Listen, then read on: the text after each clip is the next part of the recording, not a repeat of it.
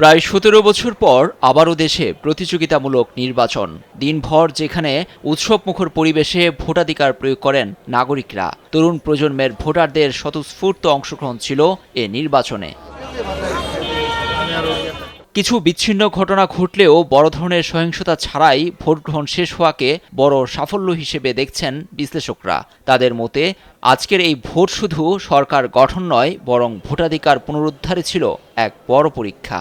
অনেক দিন পর একটা অনেক অংশেই আমরা বলবো হচ্ছে যে একটা ফ্রি এবং ফেয়ার ইলেকশন হওয়ার একটা প্রচেষ্টা আমরা দেখছি, এবং জেনজির মধ্যে অনেক অংশই যারা আমাদের ইলেকটোরেটের প্রায় 40% উপরে, তাদের জন্য প্রথমবার তারা হচ্ছে এই প্রজন্মটা, তরুণ প্রজন্ম, তারা ভোটাধিকার প্রয়োগ করতে পারবে।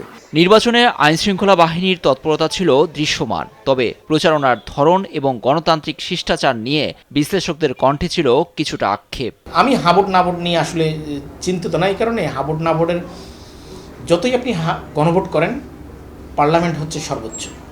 2/3 মেজরিটি যদি কোনো দলের থাকে, সেই দল তার উপরে ডিপেন্ড, কারণ তাকে জনগণ আপনার এই ভোটের মাধ্যমে রায় দিয়েছে, ফলে তাকে আলটিমেটলি ডিসিশন নেবে। তবে সহিংসতাহীন এই ভোট উৎসব গণতন্ত্রের নতুন যাত্রা বলছেন তারা। বলেন, নির্বাচিতরাই নির্ধারণ করবে আগামীর বাংলাদেশের গতিপথ। নিউজ ডেস্ক, দেশ টিভি।